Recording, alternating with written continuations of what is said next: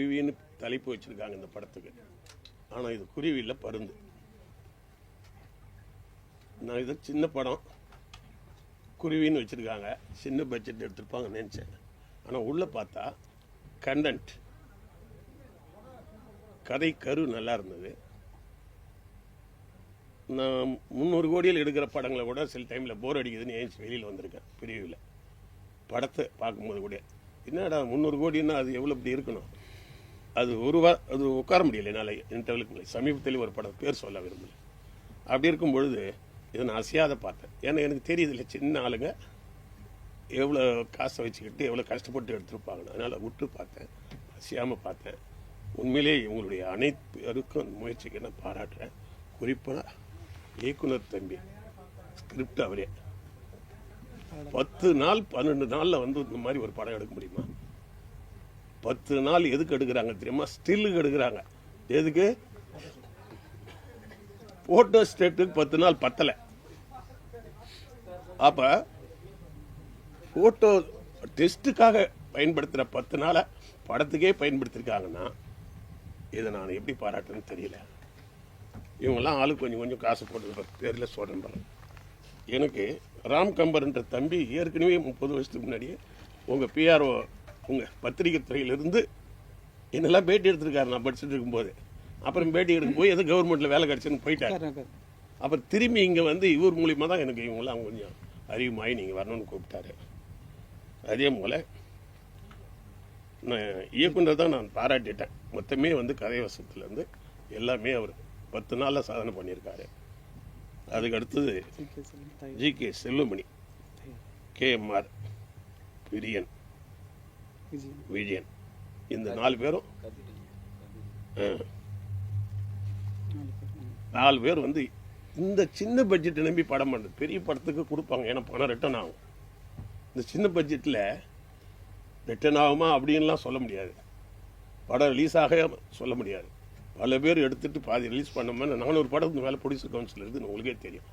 சின்ன படத்தில் போகிறது திருப்பி வருமானு சந்தேகமாக, ரிலீஸே ஆகாதுன்னா அப்புறம் எப்படி பணம் வரும்? அப்படி இருக்கிற நேரத்தில் நம்பி அவங்களாம் காசை போட்டு பண்ணுறாங்கன்னா அந்த கலையில் இருக்கிற ஆர்வம், இந்த தம்பி மேலே இருக்கிற நம்பிக்கை எல்லாம் தான் போட்டு பண்ணியிருக்காங்க. இதில் நான் ப்ரொடியூசர்னு சொன்னால் எல்லாத்துக்கும் முக்கியமாக ப்ரொடியூசர் தான் ரொம்ப முக்கியம். பல கோடி போடுறவங்க பல கோடி போட்டு எல்லாம் பண்ணுறாங்க, ஃபைனான்சர் முக்கியம். ஆனால் இந்த மாதிரி படங்களுக்கு யார் ப்ரொடியூசர் தெரியுமா? பத்திரிக்கையாளர் தான் ப்ரொடியூசர். ஏன்னா என் வாழ்க்கை அனுபவம் ஒன்று இருக்கு. நான் சின்ன படங்கள், நான் என்னுடைய படமே 15 லட்சம், நான் பிடிச்ச மாப்பிள்ளை எல்லாம் வந்து 25 லட்சம். அதில் நிழல் ரவி ஹீரோனா எவ்வளோ பேர் வருவாங்க? அப்படி இருக்கிற நேரத்தில் நெல்லை சுந்தரராஜன், உங்கள் குடும்பத்தை சேர்ந்த நெல்லை சுந்தரராஜன் அவர்கள் ஏற்கனவே பாரதி ராஜா கிட்ட பிஆர்ஓவா இருந்து, பாக்யராஜ் சார்கிட்ட இருந்து, அதுக்கப்புறம் 18 படத்துக்கு எனக்கு இருந்தார். அதிக நாள் ஒர்க் பண்ணது அவர் ஒன்று பாரதி ராஜா, பாக்யராஜ் சார், அப்புறம் நான் என்கிட்ட தான் இருந்தேன். சீனியர் மேன் அவர், ஒத்து தான் சீனியர். நான் படம் எடுக்கும்போது அவர் எப்படி என்னை காப்பாற்றினார். பிஆர்ஓ தான் ஒரு டைரக்டரை என்னை விசேகரங்க உட்கார வச்சிருக்கார். என்ன பண்ணார்னா, படம் எடுக்கும்போது என்கிட்ட காசு கிடையாது. நேல் ரவி சொல்லி வைக்க முடியுமா? அவர் அப்பெல்லாம் 2 சீன் 4 சீன்லாம் நடிச்சிட்டு இருக்கிறார், விற்கவே முடியாது. நானும் வீம்புக்கு சின்ன பட்ஜெட்டில் தான் இறங்கிட்டேன். அப்படி இருக்கும்பொழுது நெல்லை சுந்தரராஜன் சார் எனக்கு வந்து ஒரு பிஆர்ஓ எனக்கு அட்வைஸ் கொடுக்குறாரு. யாரை போட்டிருக்கேன்? கவுண்டமணி சார் ஒரு 6 நாள் டேட்டுங்க, 1 லட்சம் அப்பவே உச்சம். கரகாட்டக்காரன் ரிலீஸ் ஆகி ஓஹோன்னு இருக்காங்க. அவங்கள்ட்ட 1 லட்சம் கொடுத்து ஒரு 6 நாளைக்கு 6 லட்சம் வாங்கிடுங்க, அதுக்கு மேலே காசு கிடையாதுங்க. என் கம்பெனி சின்ன கம்பெனி. அவர் சொன்னும்போது நெல்லை சார் வந்து ஒரு அட்வைஸ் கொடுத்தார். நீ முதல்ல என்ன பண்ணு, அந்த காமெடியை முதல்ல எடு, மீதெல்லாம் அப்புறம் எடுத்துவேன். இல்லை சார், எனக்கு ஆர்டராக தான் எடுக்க தெரியும், நான் புதுசு. பாக்யராஜ் சார்ட்டு கூட நான் அதிக நாள்லாம் வேலை செய்யலை, ஸ்கிரிப்டில் இருந்தேன். எங்கே சென்றாசா, இது நம்ம எல்லாம் அசோசியேட்டு, 2 படம் ஹிட்டு. அவர்கிட்ட இருந்தவங்களாம் பெரிய பெரிய ஆளாகிட்டாங்க. பாண்டியராஜன், பார்த்திபன்லாம். அப்போ உடனே என்ன பண்ணுவோம் தெரியுமா? திறமை இருக்குதோ இல்லையோ, பாக்யராஜ் அசிஸ்டண்டா வான்னு சட்டை பிடிச்சி கூட்டின்னு வந்துடுவாங்க. அப்படி வந்தவன் தான் நான். ஆனால் எனக்கு உண்மையிலேயே அனுபவம், அதாவது டைரக்டராக எனக்கு அனுபவம் அதிகம் கம்மி. ஆனாலும் கூட ஒரு பிஆர்ஓ என்ன பண்ணுறாருன்னா, என்னை எப்படி காப்பாற்றுறாரு பாருங்க. கவுண்டமணி சார்கிட்டலாம் வந்து 5 லட்சம் 6 லட்சம் தான் கொடுத்தோம் 6 நாளுக்கு. அவர் கேட்டார், இந்த படத்தில் பூரா கவுண்டமணி செஞ்சு சார்ல வேலை இருக்காங்க. காசு இல்லை சார், இருந்தால் ஒரு 25 நாள் கூட வாங்கி நான் படம் எடுத்துருவேன், என்கிட்ட ப்ரொடியூசருக்கு காசு இல்லை, வேறு என்ன பண்ணுறதுன்னாரு. நீ சைலண்டாருன்னு அவர் என்ன பண்ணுறாருன்னா, கவுண்டமணி செந்திசாலுடைய படத்தை முன்னாடி அவங்க சீன் எடு அப்படின்னாரு. எடுக்க வச்சு அந்த எல்லா கேமராமேன் இவங்களாம் இருக்காங்களா, ஸ்டில் லைட் மேன் எல்லார்ட்டையும் போய் சீன் எடுக்கிறாரு. சேகர் நல்லா இருக்காயா, சூப்பராக இருக்குது, இங்கே சிரிப்பு வரும் சார். சிரிப்பு வருதுன்னு சொன்னால் போதுமா, கையை நல்லா பலமாக தட்டியா, அப்போ தான் அந்த ஆர்டிஸ்ட்டுக்கு புரியும் அப்படின்றாரு. சீன் எடுக்க எடுக்க காமெடியெல்லாம் வருதில்ல, உடனே எல்லாரும் அந்த சுற்றி இருக்கிற டெக்னீஷியன்ஸ் பூரா கை தட்டும் போது கவுண்டமணி சேர்ந்து 2 பேர் பார்க்குறேன். ஏய் என்னடா கை தட்டுறாங்க, இங்கே இந்த டைரக்டர் காமெடியெல்லாம் நல்லா பண்ணுவான் பொழுது, நல்லா வரும். யார் நெல்லையை தான் இந்த வேலையெல்லாம் அவர் தான் டைரக்ஷனே பண்ணிட்டு இருக்காரு. பண்ணிட்டு உடனே அவர் என்ன திரும்பி வெளியில் வந்து, என்னப்பா எல்லா சீனுக்கும் கை தட்டுறாங்க உங்க ஆளுங்க, பிரமாதமாக இருக்குது அப்படின்ட்டு. நான் இன்னொரு 10 நாள் நீ எடுக்கலாமே, காசு இல்லை சார், இவ்வளோதான் என்னால் எடுக்க முடியும். உடனே நல்லை சார் வெளியில் போயிட்டு, சார் இந்த பையன் சும்மா விடுறாரு, அப்போ நான் ஒரு படத்துக்கு மேலே வருவேன்னு வரமாட்டேன்னா பயங்கர இதை தாண்டி வருவான், அவரை தாண்டி வருவான்ல போட்டு அடிக்கிறாரு அவர்கிட்ட நல்லி சார். அவங்களாம் சொல்லிட்டு, அப்படியா, ஆமாம் சார் அப்படின்ட்டு.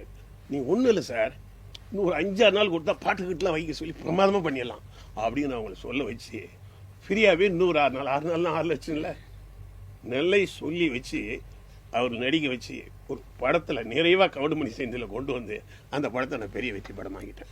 அதே போல் திடீர்னு ஏரியா வாங்குறதுக்கு யாருமே வரல என் படத்தில் வந்து அப்படி போனாங்க.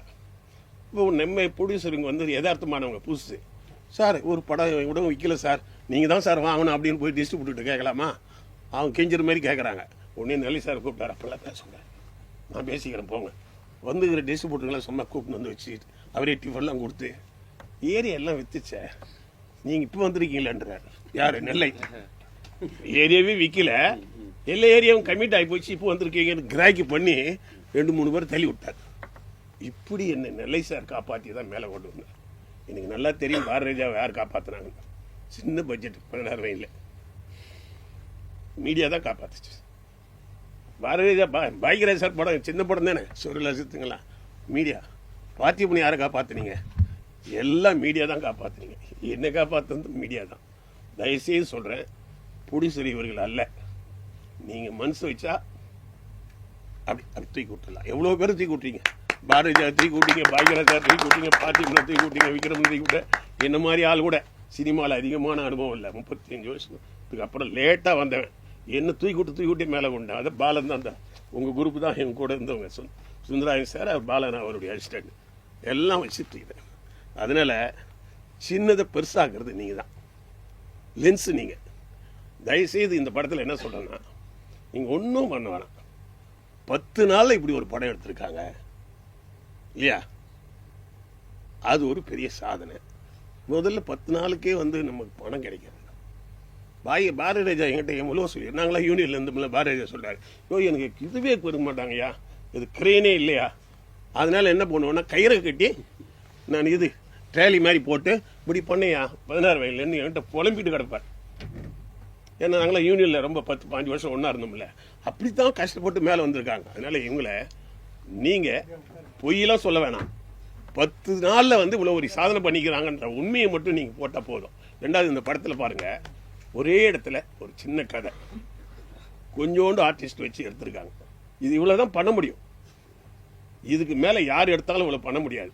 ஆனால் இந்த விஷயம் இருக்குது, இதில் ஒரு உண்மை இருக்குது. அதில் ஏதோ அங்கே நடந்த உண்மையான ஒரு விஷயத்த, அதுவும் திருப்பூர் பக்கத்தில் இது நிறைய நடக்கும், இதை வச்சு பண்ணியிருக்காங்க. அதனால் கொஞ்சம் பூஸ்ட் பண்ணி இந்த படத்தை கொஞ்சம் வெளியில் கறக்க வேண்டிய ரியல் ப்ரொடியூசர் நீங்கள் தான். நான் சொல்கிறேன், மீடியா தான் சின்ன ஆளுங்களை தூக்கி விட்டுருக்குன்னு நான் மறுபடியும் சத்தியம் பண்ணி நான் சொல்லுவேன். நீங்கள் தூக்கி விடணும், ரொம்ப பொய்யெல்லாம் சொல்ல வேணாம். இதுக்கு உண்டானது நீங்கள் விளம்பரத்தை பண்ணாவே போதும். அதில் என்ன பண்ணணும், இவங்க தயவுசெய்து கேட்டுக்கிறேன், இந்த டெக்னீஷியன் பாப்பா எப்படி இருக்கேன், எல்லோரும் இந்த டெக்னீஷியன்ஸை கேட்டுக்கிறேன்.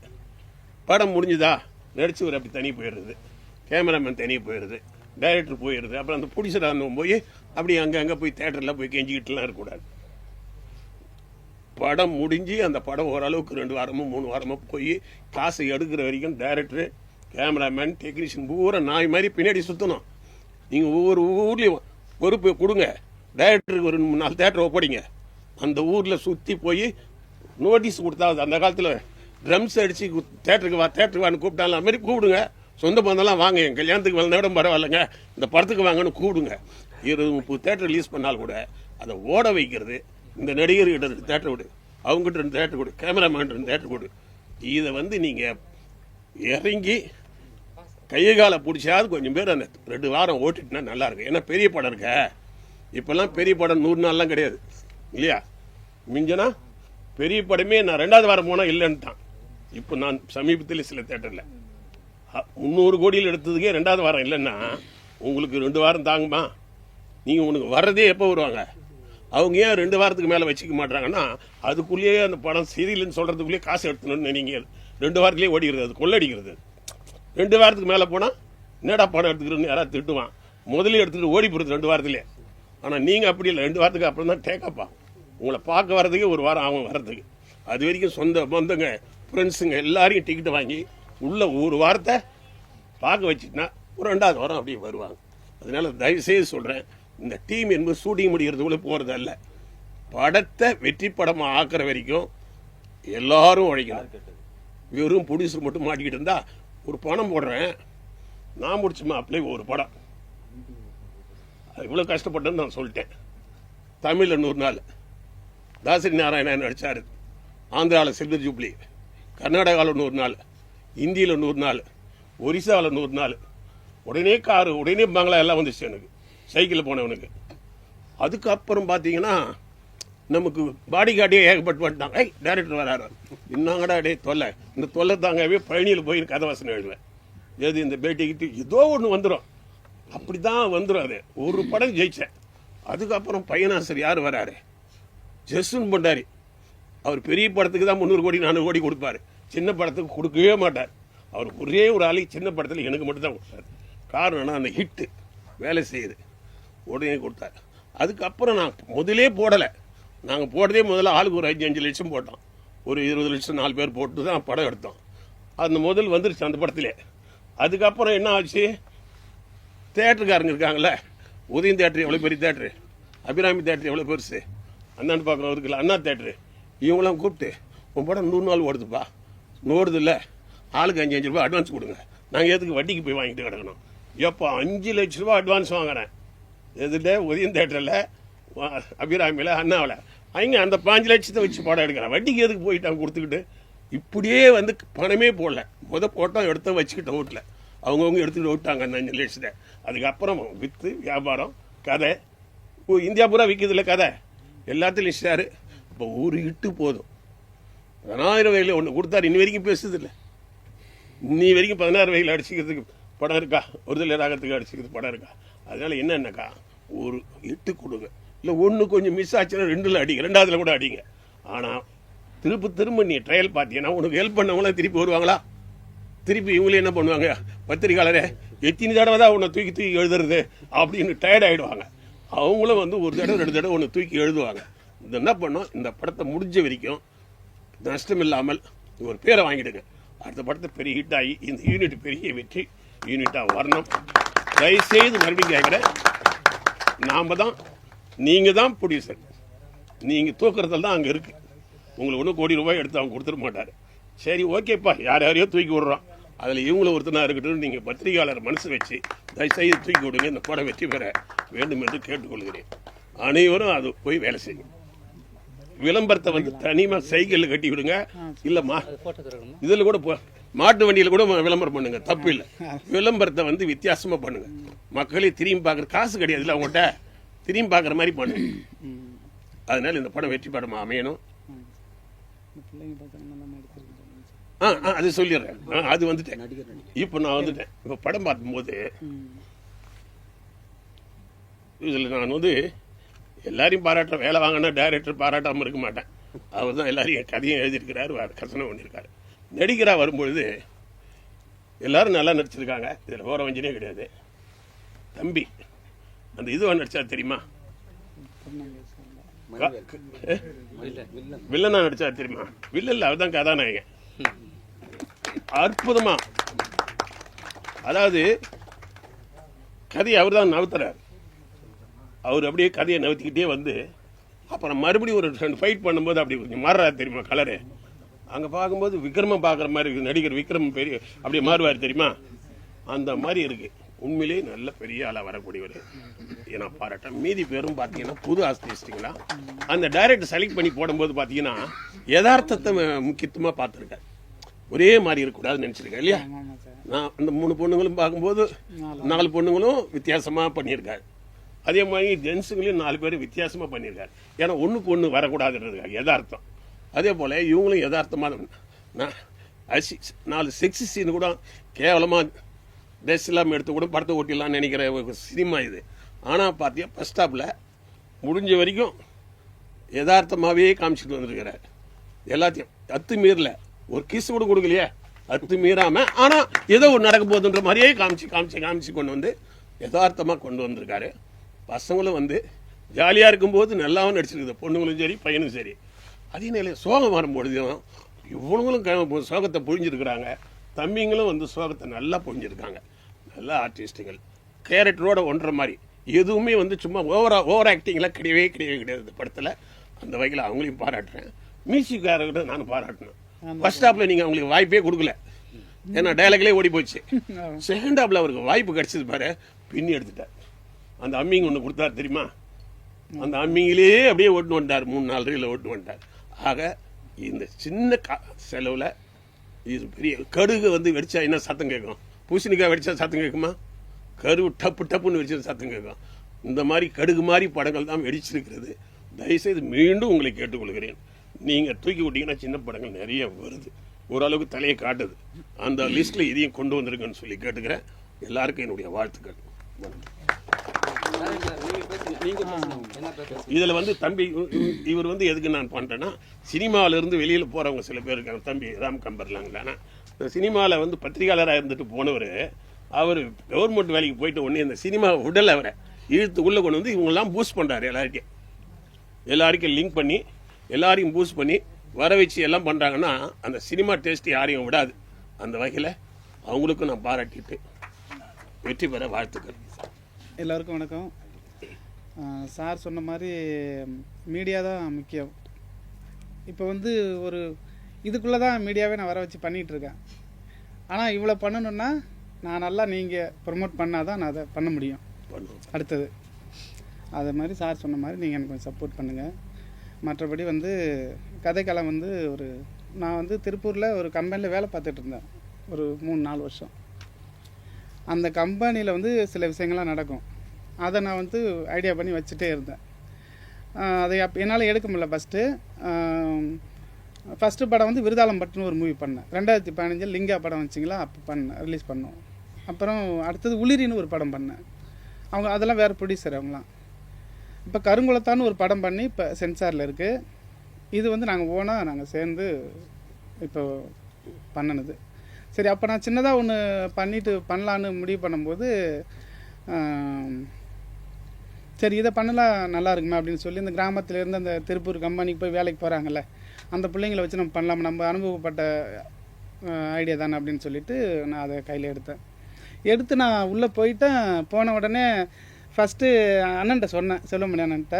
இந்த கதையை சொன்னோடனே நல்லா இருக்குங்க, இதை பண்ணலாம் அப்படின்னு சொன்னாங்க. சொல்லிவிட்டு எனக்கு ஒரு 1 லட்ச ரூபா எனக்கு கையில் கொடுத்தாங்க. இங்கேருந்து கிளம்பி போயிட்டேன் திருப்பூர். அங்கே போயிட்டு அருள் தம்பி இருக்காப்புல, அங்கே போயிட்டு நாங்கள் கம்பெனி வந்து லொக்கேஷன் தேடுறோம். ஒரு கம்பெனி கூட முடியாது, அங்கெல்லாம் வேலை பாதிச்சிடும் அப்படின்ட்டாங்க. நான் வேலை செஞ்ச கம்பெனி பார்க்குறேன், அவங்க மாறிடுச்சு, அது எங்கே இருக்குன்னு தெரியல, பேரையே மாற்றிட்டாங்க. அப்புறம் நானும் தம்பி ஒரு வாரம் 2 வாரம் அலைஞ்சு ஒரு இடத்துல போயிட்டு ஒரு கம்பெனி பிடிச்சோம். தம்பி தான் பிடிச்சி எல்லாம் கொடுத்தாப்புல. அந்த ஓனர் நான் போயிட்டு உட்காந்து அந்த தம்பி ஆச்சு போய் பேசின உடனே நீங்கள் எங்கே வேணாலும் எடுத்துங்க அப்படின்ட்டாங்க. உங்களுக்கு வந்துட்டு ஒரு கம்பெனி இல்லை, எக்ஸ்போர்ட் இருக்குது, டையிங் இருக்குது, எல்லாமே நிட்டிங் எல்லாமே இருக்குது, உங்களுக்கு எங்கே வேணாலும் நீங்கள் எடுத்துங்க அப்படின்ட்டாங்க. அப்புறம் சரின்ட்டு அண்ணன் கொடுத்த காசை வச்சு அந்த அங்கே போனது வந்தது செலவெல்லாம் பார்த்துட்டு கொஞ்சம் சிக்கனமாக அந்த மெட்டீரியல்லாம் கேமராவுக்கு அதெல்லாம் வாங்கிட்டு அந்த ரெடி ஆனால் அண்ணன் சொல்லிட்டாங்க, ஒரு 3 ரூபா தரேன்னு சொல்லியிருந்தாங்க. ஃபஸ்ட்டு எனக்கு 3 ரூபா தரப்பா, இதை வச்சு நீ ஏதாவது பண்ணு அப்படின்னோடனே நான் 3 லட்ச ரூபா வச்சு எப்படி பண்ணுறது நான் ஒரு ஐடியாவில் போயிட்டேன். அப்புறம் திருப்பி நான் சொன்னேன். அப்புறம் 2வது அப்புறம் தம்பி ரமேஷ் கேஎம்ஆர் அவர் வந்துட்டு அவர் ஒரு 1 லட்ச ரூபா ஃபஸ்ட்டு கொடுத்தாரு. ஷூட்டிங்கில் வந்து கொடுத்தாரு. இப்படி எல்லாருமே கொடுக்க கொஞ்சம் வேலைகளை நான் செய்ய ஆரம்பித்தேன். சரி, நெருக்கடியாக இருந்துச்சு பைசா. சரி, இதுக்குள்ளே நான் 20 நாள் பிளான் பண்ணியிருந்தேன். சரி, இவ்வளோ தான் இருக்குது, நம்ம இதுக்குள்ளே என்ன பண்ணலாம் அப்படின்னு சொல்லி ஒரு ஐடியா பண்ணி இறங்கி அடிக்க ஆரம்பிச்சிட்டேன். 5 மணிக்கெலாம் எல்லாருமே ஒரு 3 மணிக்கெலாம் எழுப்பிடுவேன். எல்லாருமே 12 மணிக்கு படுப்பேன், 3 மணிக்கு எழுந்திருவேன். 10 நாளும் தொடர்ந்து 11 நாளும் போயிட்டு ஒரு ஐடியா பண்ணி முடிச்சுட்டு சரி எதாக இருந்தாலும் பார்த்துக்கலாம், எடிட்டிங்கில் பார்த்துக்கலாம் ஒரு ஐடியா பண்ணி டக்குன்னு எடுக்கிறேன். எல்லாருமே என்ன எடுக்கிறேன்னு தெரியல, என்னன்னு கூட கேட்டுக்கிட்டு இருக்காங்க. என் அசிஸ்டண்ட்லாம் கேட்டுக்கிட்டு இருக்காங்க என்ன தான் எடுக்கிறாருன்னு தெரியலேன்னு. நான் ஒரு ஐடியா பண்ணி ஸ்கிரிப்டும் கையில் கிடையாது, அப்படியே ஸ்பாட் டைலாக்கு அப்படியே சொல்லி கொடுத்து அப்படியே எடுத்துகிட்டு இருக்கேன். ஏன்னா ஸ்கிரிப்டை வச்சு நம்ம படித்து எடுக்கிறதுக்குள்ள டைம் போயிடும். சரி, ஒரு 10 நாள் 15 நாள் நம்ம எடுக்கணுமே அப்படின்னு சொல்லி பிளான் பண்ணி அப்புறம் அந்த கதையை எடுத்து முடித்து எல்லாம் வேலையும் முடிஞ்ச பிறகு அப்புறம் கேஎம்ஆர் வந்து பணம் 10ல் போஸ்ட் ப்ரொடக்ஷன் முடிச்சு கொடுத்தாரு. அப்புறம் சாரு ஷூட்டிங்லேயும் ஹெல்ப் பண்ணார். இதுவரையும் ஹெல்ப் பண்ணிட்டு தான் இருக்கு. நடிப்புலையும் ஹெல்ப் பண்ணிட்டாரு, எல்லாமே ஹெல்ப் பண்ணிட்டாரு. எல்லாம் படம் முடிஞ்சுதுங்க. முடிச்சுட்டு இப்போ ரிலீஸ் கட்டம் வந்துருச்சு. நான் எப்படியாவது ஏற்கனவே ஒரு படம் வேறு எடுத்து பெண்டிங்கில் இருக்குது, சென்சாரில் போயிடுச்சு. அது கருங்குளத்தானே. இதையும் எடுத்து வச்சுக்கிட்டா எல்லாம் எடுத்து வச்சுக்கிட்டு இருந்தால் அந்த ஆள் என்ன பண்ணுவார் அப்படின்னு ஒரு கேள்வியாக வந்துருச்சு. சரி, எப்படியாவது சரி இந்த படத்தை முடிச்சிடணும். கடன் வாங்கி ஹோட்டலில் போய் வேலை செஞ்சாலும் பரவாயில்ல, இந்த கடனை அடைக்க. ஆனால் இந்த படத்தை ரிலீஸே பண்ணணும்னு சொல்லிட்டு முடிவு பண்ணோம். அண்ணா அப்புறம் பார்த்தாங்க. சரிப்பா, நான் ஏதோ ஒரு உதவி பண்ணுறேன், நீ ரிலீஸ் பண்ணு, உங்கள் பேர் நான் போட்டுக்கிறேண்ணா, செல்லுமணி வாங்கன்னு போடுறேன், நீங்கள் தானே உதவி பண்ணணும், ரிலீஸ் பண்ணணும் அப்படின்னு சொன்னோன்னே எனக்கு வந்தாலும் பரவாயில்ல வராட்டியும் பரவாயில்ல காசு, ஆனால் நீ ரிலீஸ் பண்ணு, படத்தை ரிலீஸ் பண்ணி நீ வெளில வா, அப்புறம் பார்த்துக்கலாம் எதாக இருந்தாலும் அப்படின்னு துணிச்சலாக செஞ்சாங்க. ரொம்ப நன்றி அண்ணனுக்கு. எல்லோரும் டீமாக இருந்து இந்த படத்தை நல்லபடியாக முடிச்சிருக்கோம். அப்புறம் சாரு திருமாவளவன் சார் அவங்களும் ஷூட்டிங்லேருந்து கொஞ்சம் கொஞ்சமாக எனக்கு ஹெல்ப்பிங்கு பண்ணாங்க, சின்ன ஹெல்ப்லாம் பண்ணுவாங்க. இப்போ எல்லாம் டீமாக சேர்ந்து கடைசி வரைக்கும் இப்போ படத்தை ரிலீஸ் பண்ண போகிறோம். 23ஆம் தேதி படம் ரிலீஸ் தான். சார் ஆமாம் சார், உண்மை கதை தான். உண்மையாக இது நடக்கிறத வந்து நான் வந்து ஒன்லைனாக தான் சின்னதாக எடுத்திருக்கேன், நம்ம பட்ஜெட்டுக்கு ஏற்ற மாதிரி. இன்னும் உள்ளே நிறையா சொல்ல போனால் நிறைய மாடரு கமர்ஷியலாக வரும் அது மூவியே. இப்போ நான் சின்னதாக அழகாக சொல்லிட்டேன். ஏன்னு கேட்டிங்கன்னா நம்ம பட்ஜெட்டுக்கு ஏற்ற மாதிரி நம்ம அழகாக சொல்லி நம்மள அந்த மாதிரி நான் ஐடியா பண்ணி தான் கிராமத்துலேருந்து போகிற பிள்ளைங்க அங்கே என்ன மாதிரிலாம் ஆகுது அப்படிங்கிற மாதிரி. யாரையும் வந்து பெண்கள் வந்து நம்பக்கூடாது எங்கே போனாலுமே. ஏன்னா கிராமத்துலேருந்து பிழைக்க போகிற நம்ம வந்து யாரையுமே நம்பி வீணாக போகக்கூடாது அப்படிங்கிற மாதிரி ஒரு ஃபீல் பண்ணி தான் அந்த கதையை நான் அப்படி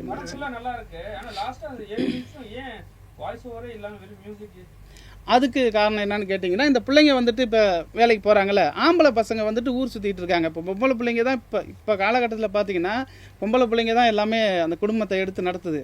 பசங்கள்லாம் கேம் விளையாடுறது, அது விளையாடுறது, இந்த விளையாட்டுத்தனமாகவே இருக்காங்க. அப்போ அந்த பசங்க காட்டுறோம் பார்த்தீங்களா, அந்த 3 பசங்க அவனுங்க எல்லாம் வந்து பிள்ளைங்க வேலைக்கு போது அவனை ஊர் சுற்றிட்டு இருக்கானுவோ. கடைசியில் இந்த பிள்ளைங்கெல்லாம் செத்த பிறகு தான் அவனுக்கு புத்தி வந்து திருப்பி அதே கம்பெனி அவங்கள கொண்டு போய் அங்கே சேர்க்குது. அந்த ஃபீல் தான் 2 எடுக்கலான்னு ஒரு ஃபீலில் நான் அதை வச்சுருக்கேங்க. 2 எடுத்தால் வேறு மாதிரி இருக்கும், கமர்ஷியலாக இருக்கும். அது ஒரு நல்ல தயாரிப்பாளர் வச்சு 2 எடுக்கலான்னு ஒரு பிளான் பண்ணி தான் அந்த ஃபீல் கொண்டு போய் அங்கே நிற்கிது. அந்த 3 பசங்க வராங்கல்ல, அவங்களோட அந்த அழுகல் தான் அந்த ஃபீலு. பெண்கள் வந்து தற்கொலை தான் பண்ணிக்கணுமா? தற்கொலை பண்ணிக்கணும்னு இல்லை, அவசர முடிவு தான். இப்படி தான் கிடையாது. யார் எந்த முடிவு எடுப்பாங்கன்னு சொல்ல முடியாது. அவசரத்தில் திடீர்னு ஒரு முடிவு எடுக்கும்போது ஒருத்தவனை நம்பி நம்ம இருந்தோம், ஆனால் அவன் தான் நம்மளை கெடுத்துட்டான்னு ஃபீல் பண்ணோம். ஆனால் யாரோ ஒருத்தன் கெடுத்துட்டானே, புரியுதுங்களா? அப்போ வந்துட்டு அவனே திருந்தி வந்து அவங்க சாவறதுக்கு வழி இல்லை. அதெல்லாம் இல்லை. அப்போ திடீர்னு அந்த பிள்ளைங்க வந்துட்டு ஒரு அவசரப்பட்டு அந்த முடிவை எடுக்கிறாங்க, அவ்வளோதான். மற்றபடி ஒன்றும் இல்லை.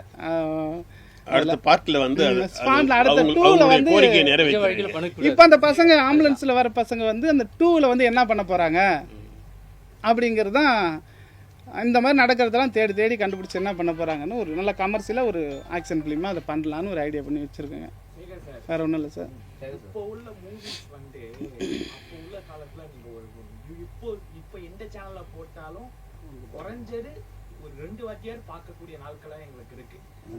நம்ம கேட்ட வீக்கமா இருக்கட்டும், எல்லா மூவியுமே ஒரு வீரியம் இருந்துச்சு, கதையில வந்து வீரியம் இருந்துச்சு, சீன்ஸ்ல வீரியம் இருந்துச்சு.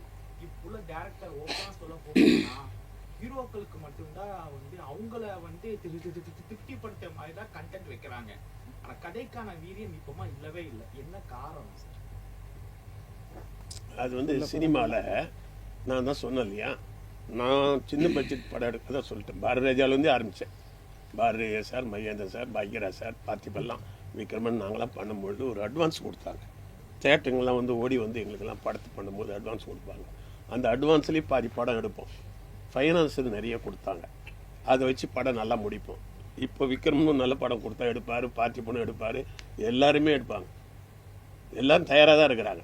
என்ன சிக்கல்னா இண்டஸ்ட்ரி என்ன ஆகி போச்சுன்னா, அப்படியே பெரிய ஒரு மேல் கொண்ட ஒரு 5 பெரிய பிக் பட்ஜெட்டில் பெரிய ஒரு 5 பெரிய பட்ஜெட்டுக்கு மட்டும்தான் ஃபைனான்ஸ். மீதி பேருக்கெல்லாம் ஃபைனான்ஸ் கிடையாது. அப்போ ஃபைனான்ஸ் இல்லைன்னும் போது என்ன பண்ணுறது? அப்போது கொஞ்சம் ஃபைனான்ஸ் வாங்கிக்குவோம், கொஞ்சம் காசு போடுவாங்க, கொஞ்சம் தேட்டருக்காரர்கிட்ட பணம் வாங்குவாங்க, எல்லாம் சேர்ந்து தான் படத்தை ரிலீஸ் பண்ண முடியும். இப்போ தேட்டருக்காரர் அட்வான்ஸ் கொடுக்குறது இல்லை, ஃபைனான்ஸும் இல்லை. அப்போ படம் எடுக்கிறவங்களுக்கு வந்து எவ்வளோ போட முடியும்? சின்ன படத்துக்காரன் தான் உண்மையிலேயே ப்ரொடியூசர், அவங்க சொந்த காசு கொண்டு வந்து எடுக்கிறான். பெரிய படத்துக்காரெலாம் என்னென்னா ஃபைனான்ஸை வாங்கி ஈரோட்டை கொடுத்து படத்தை எடுத்து விளம்பரம் போட்டுக்கிறாங்க. அப்படியே சொந்த காசு யாருக்கும் கிடையாது. அவங்க ஒரு மீடியேட்டர் மாதிரி தான் இருக்காங்க. அதனால் இன்றைக்கி பெரிய படங்கள் வந்து டாமினேட் பண்ணுறதுனால சின்ன படங்களுக்கு தேட்டர் கிடைக்க மாட்டேங்குது. வீரியம் கேட்கிறேன். இந்த இயக்குனர்கள் வந்து வீரியம் கண்டென்ட்லயே ஒண்ணு இல்ல, கதையிலே ஒண்ணு இல்ல, ஒரு சில மூவி மட்டும்தான் வருஷம் 6 மாசத்துக்கு 2 மூவி. அது என்னன்னா வீரியம் இல்லைன்னாக்கா, ப்ரொஃபஷனல்னு ஒன்று இருக்குது தெரியுங்களா? ப்ரொஃபஷனலாக படம் பண்ணுவாங்கள்ல, தொழிலை கற்றுக்கிட்டு வந்து படம் பண்ணுறாங்களே. இப்போ பாரதிராஜா சின்ன படம் எடுத்தாலும் தொழிலை முறையாக கற்றுக்கிட்டு வந்து படம் எடுக்கிறார். எல்லாருமே சின்ன படம் எடுத்தவங்கள விட தொழிலை முறையாக கற்றுக்கிட்டு வந்து, இப்போ தொழிலே முறையாக பண்ணுறவங்களுக்கு வந்து தயாரிப்பு மற்ற எல்லாமே முடங்கி போச்சு, அவங்களால முடியல. இவங்களாம் என்ன பண்ணுறாங்கன்னா, என்னது பெரிய பெரிய படம் எடுத்தவங்களாம் சும்மா இருக்காங்களேன்னு சொந்த காசை போட்டு ஊர்லேருந்து வந்து இது குறியில் வார் பண்ணுவாங்க தெரியுமா, அப்படி வந்து கல்லால் அடிச்சுட்டு போகிறது தெரியுமா, அந்த மாதிரி அவங்க பண்ணிட்டு இருக்கிறாங்க. இதுதான் ப்ரொசீஜர்லாம் கிடையாது. அவங்களுக்கு ஒரு சினிமா தாகம் இருக்குது, ஒன்றும் இல்லை. இவங்களுக்கு வந்து பெரிய கோடியெல்லாம் இதில் கிடைக்க போகிறது கிடையாது. இப்போ பெரிய கோடீஸ்வரர் வந்து சின்ன படம் எடுக்கிறது வேற. இப்போ இவங்களாம் ஏஜிஎஸ் இவங்களாம் படம் எடுக்கிறாங்கன்னா அவங்க கோடீஸ்வரங்க. சின்ன படம் எடுத்து அழகாக ப்ரொமோட் பண்ணிவிடுவாங்க, அவங்களுக்கு தேட்டர் கிடைக்கும், நல்ல விளம்பரம் பண்ணிவிடுவாங்க, எல்லாம் பண்ணுவாங்க. இவங்களுக்கு தேட்டர் கிடைக்காது, ஸ்டுடியோ கிடைக்காது, ஆர்டிஸ்ட் கிடைக்காது. அப்படி இருக்கும்போது இவங்க ஒரு சின்ன ஒரு வேறு வழி இல்லாமல் தான் வராங்க. இதுக்கு மேலே பணம் கொடுத்தா பெருசாக எடுத்துருவாங்க அவங்க. அந்த காலத்துல இருந்து நீங்க வந்து படம் எடுத்து ஆமா காசே இல்லாம அந்த காலத்துல இருந்து இருக்கா, ஏன் சின்ன படங்களுக்கு தியேட்டர் கொடுக்க மாட்டாங்கன்னு சொல்லணும். கேட்கணும் கண்டிப்பா. இப்ப பெப்சிக்கு சண்டை நடந்துட்டு இருக்கு. அதான் தயாரிப்பாளர் நான் சொல்றேன் ஒரே ஒரு பெப்சி தப்பு செய்யறா. இப்போ நான் ஒரு சின்ன அட்வைஸ் சொல்லிடுறேன். இப்போ படிக்கிற இடத்துல இது ஸ்கூலில் வந்து போட்டி வைப்பாங்க, ஜூனியர் சீனியர் அப்படின்னு வைப்பாங்க. இந்த 5வது 6வது படிக்கிற பசங்க 8வது வரைக்கும் இருக்கும் தனி போட்டி வைப்பாங்க ரன்னிங் ரேஸில். அப்புறம் 8லேருந்து 10 வரைக்கும் வைப்பாங்க, எஸ்எல்சி வரைக்கும் ஓட்டி வைப்பாங்க. அந்த மாதிரி பெரிய படம் சின்ன படம் வந்து தனித்தனியாக ரிலீஸ் பண்ணணும். ஒரு மாதம் பெரிய படம் வருதுன்னா இன்னொரு மாதம் வந்து பெரிய படமே வரக்கூடாது, சின்ன படம் மட்டும்தான் வரணும். 3 கோடி 4 கோடியில் எடுத்த படம் தான். அப்போ என்ன இது நீங்கள் கரெக்டாக இதை பண்ணுங்க. நான் பேசியிருக்கேன், ப்ரொடியூசர் கவுன்சிலில் பேசியிருக்கேன். அங்கே கூட வந்து சில சத்தம் போடும்போது கொஞ்சம் கூட்டம் வந்தால் தான் சத்தம் போட முடியும். நம்ம அங்கே என்னென்னா, நான் 15 வருஷத்துக்கு முன்னாடி நான் இந்த இதெல்லாம் அவங்க கூட பேசியிருக்கிறேன். ரபரியா நான் சொல்கிறேன், இப்போ டிராஃபிக் இருக்குது, டிராஃபிக்கில் ரெட் சிக்னல் போட்டு பெரிய ஒரு பக்கம் நிறுத்தி இன்னொரு பக்கம் விடுறதுனால தான் 2 வீலர் மற்றெல்லாம் போகுது. நீங்கள் சிக்னலே இல்லைன்னு வச்சுக்கோ, அடிச்சு தள்ளிட்டு போயிடுவானுங்க எல்லாரையும். அந்த மாதிரி ஒரு டிராஃபிக் சிஸ்டம் மாதிரி ஒரு ஜனவரியில் வந்து பெரிய படம் வந்துதா, பிப்ரவரியில் சின்ன படம் தான். பெரிய படம் வராதுன்னு நிறுத்துங்க. அப்போ சின்ன படத்துக்கு என்ன பண்ணணும் தெரியுமா, தேட்டருக்காரலாம் தேட்டருக்கு பெரிய படம் வரல அப்படின்னு ஒரு கண்டிஷன் போட்டுனா வழியே இல்லாமல் சின்ன படத்துக்காரங்களாம் வந்து பார்த்து ஒரு அட்வான்ஸ் கொடுப்பேன். எத்தனை வருஷம் இதே பேசினிப்பீங்க? பேசலாம், போராடணும். இப்போ நீங்கள் கேட்டிங்களே டிராஃபிக் இருக்குது சார், இப்படி சார் எத்தனை வருஷமா நீங்கள் பார்த்துட்டு இருக்கீங்க, ஏன் இதை கேட்க மாட்டீங்க? பக்கத்துலேயே ப்ரொடியூசர் கவுன்சில் இருக்கு, நிச்சயம் போராடணும். முரளியும் போராடும். இதுக்கு நான் பதில் சொல்கிறேன். சரி, இப்போது சிறு முதலீட்டு படங்களுக்கு எத்தனை பேர் நீங்கள் மீடியாக்காரங்க வந்து பப்ளிசிட்டி பண்ணுறீங்க? பண்ணுறீங்களா இல்லையா? கொஞ்சம் தான் பண்ணுறீங்க. இதே ஒரு கமர்ஷியல் ஹீரோ இருக்கிற படமாக இருந்தால் ஒரு 400 பேர் வந்து உட்காடுறீங்கல்ல, உங்ககிட்டயே அந்த பார்சியாலிட்டி இருக்குல்ல இல்லையா? இந்த பார்சியாலிட்டி இருக்கு. இருங்க, இன்னொன்று புதுமுகம் நடித்த படங்களை ஒரு இப்போ இந்த டைரக்டர் ப்ரொடியூசர் இருக்கிறாங்க, பிரிவு தியேட்டரில் படம் போட்டு ஒரு படம் பண்ணியிருக்கேன் வந்து பாருங்கன்னா எத்தனை பேர் வந்து பார்க்குறாங்க? பிரிவு தியேட்டரில் ஃப்ரீயாக படம் பார்க்கவே வர்றதில்லை இப்போது. ஏன்னா அதுக்கு காரணம் நீங்கள் தான். அவன் அப்படி பண்ண இல்லை சார், நீங்கள் இந்த எந்த காலத்தில் இருக்கீங்கன்னு தெரியல. இப்போல்லாம் வந்து நீங்கள் ஷோ போட்டு கூப்பிடுங்க, யார் நடித்த படம், அஜித்தா, சூர்யாவா, தனுஷானா, 4 டிக்கெட் எக்ஸ்ட்ரா கொடுங்கன்னு கேட்குறீங்க. இதே நியூ ஃபேஸ் நடித்த படமாக இருந்தால் எத்தனை பேர் வந்து படம் பார்க்குறாங்க? இல்லைங்க எனக்கு வேலை இருக்குது, ஆஸ்பத்திரிக்கு போகிறேன், ஃப்ரெண்டை பார்க்க போகிறேன், மேரேஜ் போகிறேன்னு சொல்லி கட் பண்ணிடுறீங்க இல்லையா? இப்போ மீடியாக்காரங்க நினச்சாதான் சார் சொன்ன மாதிரி சின்ன படங்களை நீங்கள் அடிக்கடி ஏதாவது ஒன்று டெவலப் பண்ணி கொண்டு வந்தால் தான் படங்களை வந்து பப்ளிக்கு தேட்டருக்கு வருவாங்க. ஆனால் நீங்கள் அதை எதுவுமே பண்ணுறதில்ல. சும்மா ஏதோ இப்போ நல்லா பண்ணுங்கள். ஒரு ஸ்போர்ட்ஸில் ஒரு பொண்ணு தங்கப்பதக்கம் வாங்குச்சுன்னா ஒரு பேப்பரில் எங்கே வருது? கீழே ஒரு சின்னதாக ஒரு 4 காலத்தில் ஒரு 8 கால நியூஸ் கூட வரதில்ல, சும்மா சிங்கிள் காலத்தில் ஒரு நியூஸ் வருது. இதே ஒரு எங்கேயோ ஒரு பொண்ணு எதுலையோ ஒன்று அரெஸ்ட் ஆகுதுன்னு வச்சுங்க, துணை நடிகை கைதுன்னு 8 காலத்தில் போடுறீங்க. இது மக்கள் கேட்டாங்களா அவங்கள? நீங்களாக ஒரு பில்டப் பண்ணி போடுறீங்கள. இப்போ ஏன் உங்கள் கையிலேருந்து தானே இருக்குது இந்த சினிமா இருக்கிற வரைக்கும் தான் நீங்கள் இருக்க முடியும். சினிமா இல்லைன்னா எடுக்கிற யாருமே இல்லை. மாதிரி சிறு முதலீட்டு படங்கள் தான் முதல்ல சினிமாவை வாழ வைக்கிறாங்க. இப்போ நான் ஆரம்பத்தில் சொல்கிறேன், கமர்ஷியல் படங்கள் பார்த்தீங்கன்னா 15 ஹீரோக்கள் தான் இருக்கும். டைரக்டர் ஓரியன்டல் கம்பெனின்னு பார்த்தீங்கன்னா ஒரு 10-25 படம் தான். ஆனால் வருஷத்துக்கு 250 படம் வருது. அப்போ 225 பேர் புதுமுகம் தான். அதில் ஒரு படம் ஓடுனதுனால 224 பேர் காணா போயிடுறான். ஆனால் 224 பேர் காணா போனது தெரியல, ஒரு படம் ஹிட்டுங்கன்னா அடுத்து 225 பேர் படம் பண்ண வர்றான். அவங்க தான் மீடியாக்களையும் வாழ வைக்கிறாங்க, சினிமாவையும் வாழ வைக்கிறாங்க, பெப்சியும் வாழ வைக்கிறாங்க. சார் இப்போ இசை ஒரு பிரச்சனை நடந்துருக்கு சார். இசை வந்து இசையமைப்பாளர்கள் சொந்தமா, ப்ரொடியூசர் காசு போட்டு வேலை வாங்குறாங்க, அது அவங்களுக்கு சொந்தமா? ஏன்னா எப்போ பார்த்தாலும் இந்த பிரச்சனை வந்ததே இருக்கு. இல்லை அது நான் சொல்கிறேன் என்னென்னா, சென்ட்ரல் கவர்மெண்ட்டில் பார்லிமெண்ட்டில் ஒரு ஜிஓ போட்டிருக்காங்க, அரசாணை வந்து. இது ஜெர்மன்லேருந்து முதல்ல ஜெர்மனில் ஆரம்பித்தது. அந்த ஜாவித்னு ஒரு ரைட்டர் இருக்கார் ஹிந்தியில், அவர் எம்பியாக இருக்கும்போது இதை கொண்டு வந்தார். மியூசிக்கு அது எதாக இருந்தாலும் அது கிரியேட்டருக்கு தான் சொந்தம்னு ஒரு பாஸ் பண்ணி வச்சுருக்காங்க. ஸோ அதனால் நீங்கள் இன்வெஸ்டராக வர்றீங்க, ப்ரொடியூசராக இருக்கிறவங்க. ஸோ கிரியேட்டருக்கு வந்து மியூசிக் டைரக்டர், அதே மாதிரி வந்து இப்போது பாடுறவங்க எழுதுகிறவங்கன்ற மாதிரி ஆயிடுச்சு. அதில் இன்வெஸ்டர் அப்படிங்கிற வரும்போது பணம் கொடுத்துட்றாங்க. அதனால் உங்களுக்கு எதுக்கு அப்படிங்கிறாங்க. ஆமாம், இல்லை அது அப்படின்னு அவங்க சொல்கிறாங்க. இல்லை ப்ரொடியூசர் அக்ரிமெண்ட் போடும்போது என்ன பண்ணணும் தெரியுமா? ப்ரொடியூசருக்கு இப்போ ஓப்பனாக சொல்லுவேன், இளையராஜா சார் ரைட்ஸுக்கு போராடுறார். நான் வந்து அவர் என் படத்துக்கும் நிறைய பண்ணியிருக்காரு. ஒன்றா இருக்க கத்துனுக்கு அந்த படத்துக்காகவே எனக்கு சம்பளம் வாங்காமல் எனக்கு பண்ணி கொடுத்த ஒரு மிகப்பெரிய ஒரு ஆள், அதில் ஒன்றும் சந்தேகம் இல்லை. டேலண்டடாக ஒருத்தர். அவர் உரிமைக்கு போராடுறாரு. நீங்கள் தான் சொல்லுங்கள் சார், நீங்கள் உரிமைக்கு போராடி ரைட்ஸ் வாங்குறீங்க, அதில் எங்களுக்கு ப்ரொடியூசருக்கு எங்களுக்கு கொடுங்கன்னு போய் கேட்டு அவரோடு சேர்ந்து போராடி நீ பாதி எடுத்துட்டு வாயேன். அதாவது நீங்கள் அதாவது காணாமல் போகிற பொருளை வந்து நீங்கள் தேட மாட்டீங்க. அவர் யாராவது தேடினா இளையராஜாவுக்கு சுயநலம், அவர் வந்து பேராசை, பணத்தை சம்பாதி, நீ அந்த ரைட்ஸை வச்சுக்க அவர் கூட சேர்ந்து போராடி சார் எங்களுக்கு ப்ரொடியூசர் கொடுங்க சார், நாங்கள் எவ்வளோலாம் கஷ்டப்பட்டுட்டு இருக்கிறோம், அதில் பாதி எங்களுக்குங்க பாதி உங்களுக்குன்னு சொன்னால் அவரும் வந்து போராட அவருக்கு சத்து இருக்குது, ஒரு நேம் இருக்குது. நீங்கள் போகலை, நீங்கள் இங்கேயே உள்ளே சண்டை போட்டுக்கிட்டு எல்லா ரைட்ஸையும் விட்டுட்டு நான் பெரியவனா நீ பெரியவனா இருந்தால் அப்புறம் அவர் என்ன பண்ணுவார்? வானான்றவங்கள கூடுவாரா? நீ போய் இளையராஜாவுக்கு சத்தம் போட்டு நீங்கள் போராடுறது ரைட்ஸ் தாங்க. அவர் இளையராஜாவோடன்னு சொல்கிறாரு, இந்த சாதாரண மக்களுக்கு ஏதாவது இந்த மாதிரி பாதிக்கப்பட்ட மக்களுக்காக இசை பண்ணால் நான் அதை கேட்க மாட்டேன், அது ஃப்ரீயாக பண்ணிக்கங்க. கமர்ஷியலாக இதை வச்சு வியாபாரம் பண்ணி நாம் பண்ணுற அந்த ரைட்ஸ் வேணும்னு கேட்குறாரு. அது உங்களுக்கு தானே ப்ளஸ்ஸு. ப்ரொடியூசர்லாம் போய் உட்காந்து சார் நாங்கள் கஷ்டப்படுறோம் சார். இப்போது அதுவே பிரச்சனை ஓடிட்டுருக்கு. எப்படின்னா இன்வெஸ்டர்னு ஒதுக்கிட்டிங்கன்னா ஏன் அவங்க சொந்தமாக இன்வெஸ்ட் பண்ணி மியூசிக் போட வேண்டியது தானே? அது வேகுமா?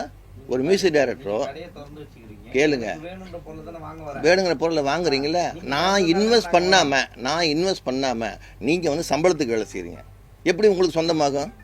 நீ எழுதி வாங்க இருங்க. அதுதான் முதல்ல காலங்காலமாக நடந்துருந்தது. ஒரு படம் ஒரு பாட்டு வரும் சரிங்களா, அது பழைய பாட்டு. அந்த பாட்டை வந்து இளையராஜா யூஸ் பண்ணியிருக்காரு. இப்போ வந்து அந்த இஷ்யூ போயிட்டு இருக்கு. அப்போ இவர் யூஸ் பண்ணலாம், இவர் மட்டும் பணம் கேட்கக்கூடாது, மற்றவங்க எல்லாருக்கும் பணம் கேட்கறாரு. என்ன அர்த்தம்?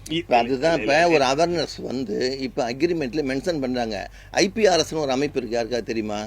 அந்த ஐபிஆர்எஸில் நீங்கள் மெம்பராக இருக்கணும். ப்ரொடியூசர் மெம்பராக இருந்தால் கூட இது என்னோட படத்தோட பாட்டு அப்படின்னு மெம்பராக இருந்தால் எவ்ரி இயர் வந்து கச்சேரிலாம் நடக்குது இல்லையா, ஒரு சேரிக்கு ஒன்று அவங்க வசூல் பண்ணி அது மியூசிக் டைரக்டரு, இது பாடகருக்கு, கவிஞர், ப்ரொடியூசருக்கு தந்துட்டுருக்காங்க. என் பாட்டு ஹிட்டுன்னா அதில் போய் சேரலாம். பாட்டு ஹிட்டே இல்லாங்கும் போது நான் உரிமை கொண்டாட முடியாது. ஸோ அதில் சேர்ந்து அந்த மாதிரி சேர்ந்து ப்ரொடியூசர்களும் பணம் வந்துக்கிட்டு தான் இருக்குது. இது என்னென்னா, இப்போ நீங்கள் சொல்கிறீங்க முத்தை திருப்பதி பண்ணுறீங்க இல்லையா, இப்போ ஒரு சென்ட்ரல் கவர்மெண்ட்டில் ஒரு ஜீவோ போட்டிருக்காங்க, யாருக்கா தெரியுமா? 60 வருஷத்துக்கு முன்னாடி நீங்கள் எந்த படத்தை ரீமேக் பண்ணாலும் யார்ட்டையும் ரைட்ஸ் வாங்கணும் அவசியம் இல்லை. எந்த பாட்டையும் யூஸ் பண்ணிக்கலாம். அதுக்கு நீங்கள் வந்து யார்ட்டையும் ரைட்ஸ் வாங்கணும், பெர்மிஷன் வாங்கணும் அவசியமே இல்லை. இது நிறைய பேருக்கு தெரிய மாட்டேங்குது. 60 வருஷம் ஆகிருக்கணும். ஸோ அதுக்கு தேவையில்லை. இப்போ நாங்கள் டைட்டிலே 10 வருஷத்துக்கு முன்னாடி கொடுத்த டைட்டில் இப்போ கொடுக்கூடாது, 10 வருஷம் கழிச்சு தான் கொடுக்கணும்னு இருக்குது. ஆனால் இப்போ என்ன பண்ணுறீங்க, முன்னாடி பின்னாடி ஏதாவது ஒன்று சேர்த்து அதே டைட்டில் வந்துக்கிட்டே இருக்குது. காதல்னு எடுத்தால் நிறையா வருது, கோட்டைன்னு எடுத்தால் நிறையா வருது, இது மாதிரி வந்துட்டு இருக்குது. அதனால் நீங்கள் வாசல்னு எடுத்தீங்கன்னா அது மாதிரி நிறையா வாசல் வந்துருச்சு. ஸோ என்னென்ன கிரியேட்டருங்கிறது வந்து சம்பளத்துக்கு தான் வேலை செய்கிறாங்க, அவங்க சொந்தமாக இது பண்ணல. அப்போ நீங்கள் கேட்ட கேள்விக்கு அந்த தயாரிப்பாளருக்கு ஒரு பங்கு வேணும்னு இப்போ ஃபைட் பண்ண ஆரம்பிச்சிருக்காங்க. அதனால் எல்லா ப்ரொடியூசர்ட்டையும் கையெழுத்து வாங்கியிருக்கிறாங்க. அது கோர்ட்டில் கேஸ் நடந்துட்டுருக்கு. ஒரு நாள் அது ஜெயிச்சிடும். அக்ரிமெண்ட்லேயே ப்ரொடியூசர் ஸ்ட்ராங்காக இருந்தால், சார் நீங்கள் எது பண்ணாலும் சரி இதில் வரதில்லை எங்களுக்கு 50 அப்படின்னா ஆட்டோமேட்டிக்காக வந்துடும். நீ ப்ரொடியூசர் ஆகாம தனித்தனியா பிரிஞ்சிருக்கு சார். அதை கேளுங்க. ப்ரொடியூசர் சங்கம் பிரிஞ்சது எப்போ? அது இதுதான் கரெக்டான கேள்வி. தமிழ் சார் நான் இல்ல. சொல்லிடுறேன். தென்னிந்திய திரைப்பட வர்த்தக சபைங்கிறது 100கணக்கான வருஷமாக இருக்குது, எல்லாருக்கும் தெரியும். அதில் வந்து என்னென்னா 4 லாங்குவேஜ் இங்கே ஷூட்டிங் நடந்துட்டு இருக்கும்போது அது இருந்தது. சேம்பருங்கிறது இங்கே வந்து தமிழ், தெலுங்கு, கன்னடம், மலையாளம் எல்லாமே இங்கே தான் ஷூட்டிங் நடந்தது. அப்போ எல்லாமே இங்கே இருந்தாங்க. அதனால் ஆரம்பித்தாங்க. 4ஆவது இடத்துல என்ன அது மாறி மாறி தெலுங்குக்குன்னு தனியாக அங்கே போயிட்டாங்க, கன்னடத்துக்குன்னு போயிட்டாங்க, தமிழ் இதுக்கு மலையாளத்துக்குன்னு தனியாக போயிட்டாங்க. அங்கங்கே அமைப்பு உருவாக்கிட்டாங்க, அந்த கவுன்சில் உருவாகிடுச்சு. ஸோ இவங்க 4 இதுக்கு ஒரு மேற்பார்வை, சென்ட்ரல் கவர்மெண்ட் மாதிரி ஃபிலிம் சேம்பருங்கிறது. ஸோ ஸ்டேட் கவர்மெண்ட் மாதிரி அங்கங்கே எல்லாம் ஆரம்பிச்சிட்டாங்க. அப்படி உருவானது தான் எம்ஜிஆர் பீரியடில் தமிழ் திரைப்பட தயாரிப்பாளர் சங்கம்னு உருவாச்சு. அதில் அதுக்கப்புறம் அந்த சிஎம் எல்லாமே சப்போர்ட் பண்ணிட்டு தான் இருந்தாங்க. இப்போ என்ன ஆகுது, இடையில வந்து ஒரு காலகட்டம் வருது, பிரச்சனை ஒரு தனி அதிகாரி போடுறாங்க. தனி அதிகாரி போட்ட இடத்துல படங்கள் ரிலீஸ் சமயத்தில் எப்பயுமே பஞ்சாயத்து பண்ணி எதாவது பிரச்சனைனா கவுன்சிலில் இருக்கவங்க வந்து பண்ணுவாங்க. அப்போ அந்த தனி அதிகாரி என்ன சொல்கிறாரு, இது ஏன் வேலை இல்லைன்ட்டார். ஸோ அதனால் இதை பேசுகிறதுக்காண்டி தற்காலிகமாக ஒரு நடப்பு தயாரிப்பாளர் சங்கம்னு ஒன்று ஆரம்பிக்கிறாங்க. இது எலெக்ஷன் வர வரைக்கும் அதை வச்சுக்கலாம். அதுக்கப்புறம் புது பாடி வந்தவொடனே சேர்ந்துடலான்னு கொண்டு வர்றாங்க. ஸோ அதுக்கப்புறம் என்ன ஆகுது, அதை அப்படியே கண்டினியூ பண்ணுறாங்க. கில்டு இருந்த மாதிரி ஆயிடுச்சு. இப்போ 4 இல்லை, அன்புன்னு ஒருத்தர் சங்கம் வச்சுருக்கிறாரு, கலைப்புலி சேகர் ஒரு சங்கம் வச்சுருக்கிறாரு, அப்புறம் கில்டு இருக்குது, ஃபிலிம் சேம்பர், அதெல்லாம் விட்டுருங்க. அப்புறம் ஆல் இந்தியா ஃபிலிம் சேம்பர்னு ஒன்று இருக்குது. இல்லைப்பா, அதெல்லாம் விட்டுரு. தமிழ் ப்ரொடியூசர் கவுன்சில் ஒன்றா இருந்தது, 2ஆ ஆகும் போதே நீங்கள் தடுத்துருக்கணும், அது போராடணும். தனியா ஏன் போறீங்க அப்படின்னு உள்ள என்ன நடக்குன்னு தெரியாம தெரியுது, எனக்கு தெரியுது. நீங்க இப்ப லேட்டா போராடுறீங்க, அப்பயே போராடல. ஆரம்பத்துல இருந்தே கேட்டுட்டு தான் இருந்தோம். கேட்டு வரமாட்டேங்கிறாங்க. என்ன வரமாட்டேன்றாங்கன்றது இல்ல, நீங்க போய் அங்க போய் சாவு மாதிரி உண்ணாவிரதம் தான் அது அன்னைக்கு நின்று இருக்கும். நீங்க என்ன பண்றீங்க? அதெல்லாம் கிடையாது, உண்ணாவிரதம் இருக்க முடியாது சார். சார் இப்போ சென்சாருக்கு மட்டும்தான் சங்கங்கள் பயன்படுத்தி இருக்கிறது, நல்லா தெரிஞ்சுங்க. சரி அதை விடுங்க, நம்ம வந்து அவங்க செலவு பண்ணிட்டு இருக்கிறாங்க. இதுல போய் திருப்பூர் குருவி வந்து படம் வந்து நீங்க பாத்தீங்கன்னா உங்களுக்கு எப்படி இருக்காது சொல்லுங்க. 40 பேர்ல ஒருத்தர் மட்டும் சொல்றீங்க, இதுலயே தெரியுது. இந்த படத்தை போடுறீங்கன்னா யார் நெட்ட நிழல் ரவின்னு ஒரு ஆளை போட்டேன், யாரும் இது பண்ணல, கவுண்டமணி தான் வந்து இது பண்ணாரு. அப்படி இருக்கும்போது ஒரு ஆர்டிஸ்ட் அது உள்ள இருந்தா அதை படம் ஏன் அதை நியூ ஃபேஸ் நடிச்ச படத்தை நீங்க பெருசா கொண்டு வர மாட்டேங்கிறீங்க? எழுதி இந்த படம் பார்த்தோம், திருப்பூர் குருவி படம் பார்த்தோம், இதுல நல்லா நடிச்சிருக்கிறாங்க, ஒரு வில்லன் கேரக்டர் ஒருத்தர் பண்ணியிருக்காரு, பிரமாதமா பண்ணியிருக்கிறாரு, அந்த கண்டென்ட் நல்ல கண்டென்ட் நீங்க எழுதுனா 4 பேர் படம் பார்க்க வருவாங்கல்ல, ஏன் அதை செய்ய மாட்டேங்கிறீங்க? எவ்வளவு தியேட்டர் கிடைச்சிருக்கு? தியேட்டர் இப்போ ஒரு ஷோ தான் தர்றாங்க, நல்லா அது நைட் ஷோ தர்றாங்கன்னா காலையில ஷோ தர்றாங்கன்னா எந்த ஷோ தர்றான்னு தெரியல. அவங்க சொல்லி முடிச்சிடலாம். அவங்க என்ன சொல்றாங்கன்னா தியேட்டர்ல கூட்டம் வருதா உங்களுக்கு தர்றான்னு சொல்றாங்க. இப்போ என்ன பண்ணணும், இவங்க தியேட்டர்ல ரிலீஸ் பண்ணி ஒரு ஷோக்கு 50 டிக்கெட் எடுத்து க்ரௌடிங் ஏற்ற வேண்டிய சூழ்நிலை வந்தாச்சு. அதுதான் சொல்றேன், புதுமுகம் நடிச்ச படத்தை பார்க்கறதுக்கு ஒரு ஆர்வத்தை தூண்டுற அளவுக்கு பப்ளிசிட்டி இருக்கணுமே தவிர. கூட்டம் சொன்னீங்களா, இதே பக்கத்து ஸ்டேட் கேரளாவில் இதே சுச்சுவேஷன்ல கவர்மெண்ட் ஓடிடி கொண்டு வந்திருக்காங்க. ஸோ அப்போ படத்தை அவங்க வாங்கிக்கிறாங்க. அதே மாதிரி ப்ரொடியூசர் கவுன்சில், இயக்குனர் சங்கம் எல்லாமே இருக்கு கவுன்சில். ஸோ ஏன் இதை பற்றி பேச மாட்டேங்க? இடம் இல்லை மட்டும் இதெல்லாம் உங்களுக்கு தெரியாமல் பேர்லம்மா, இதெல்லாம் நாங்கள் ஆல்ரெடி கவர்மெண்ட்டில் கொடுத்துட்டு புக் மை ஷோவே மாற்ற சொல்லிலாம் பேசிட்டு இருக்கோம். இப்போ புக் மை ஷோ எடுத்துங்க, ஒரு டிக்கெட்டுக்கு 30 ரூபா. யாருக்கு போகுது? சினிமாக்காரனுக்கு போகல, வேறு யாருக்கோ போயிட்டுருக்குது. அதாவது ஒரு புக்கிங்க்கு 30 ரூபானா பரவாயில்ல, நீங்கள் 5 டிக்கெட் புக் பண்ணுறீங்களா, 5 15 150 ரூபா எடுக்கிறான். இந்த காசு சினிமாக்குள்ளே வரல. கியூபே எடுத்துக்கிட்டிங்கன்னா கியூபில் என்ன பண்ணுறோம், விளம்பரம் வருது. இந்த விளம்பர காசு யாருக்கு வருது? அவங்க இப்போ என்ன பண்ணுறாங்க, இப்போ அவங்களுக்கு மட்டும்தான் போகுது. இப்போ அதில் ஒரு படம்னு ஒன்று போடலன்னா எப்படி விளம்பரம்னு ஒன்று வரும்?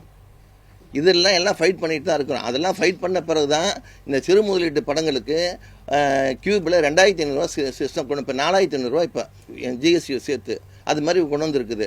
இதெல்லாம் சார் சொல்கிற மாதிரி போராட்டங்கிறது இன்றைக்கி பேசி நாளைக்கு நடந்துறதில்ல.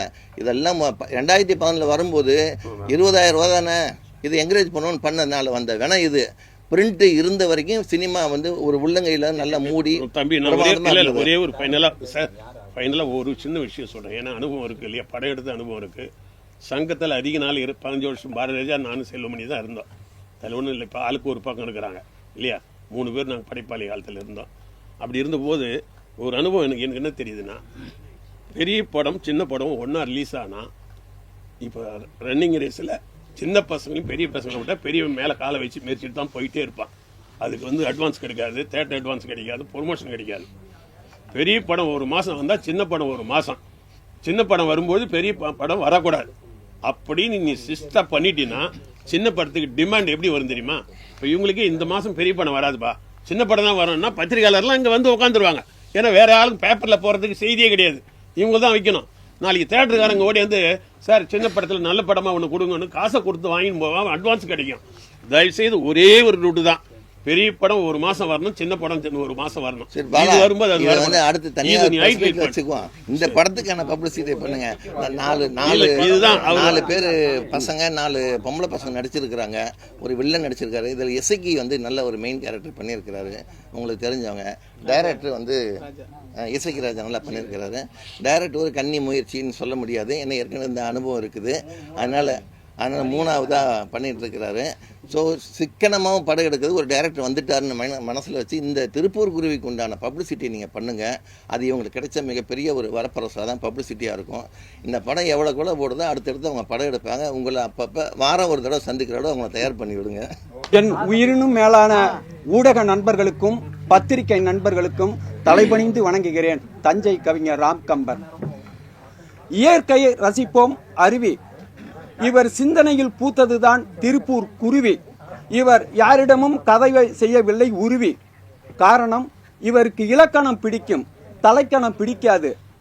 நீங்கெல்லாம் பார்த்தீங்களா இல்லையா, இவ்வளவு கூட்டம் பிரிவு தியேட்டர்ல ஒரு இயக்குனர் கீழே உட்காந்து பார்த்தத எந்த இயக்குனரும் நடத்தியது கிடையாது. தயவு செய்து கை தட்டுங்க, தட்டுங்க கை. அதாவது உண்மையை உணர்வு பூர்வமா சொல்லும் பொழுது ஏத்துங்க தயவு செய்து. இயக்குனருக்குன்னா ஐயா சொன்ன மாதிரி ஒரு ஹெட் வெயிட்டு மண்டக்கணம் இருக்கும். ஆனால் என்னுடைய உயிர் நண்பருக்கு அந்த தலைக்கணம் கிடையாது. காரணம், உழைப்பு உழைப்பு உழைப்பு.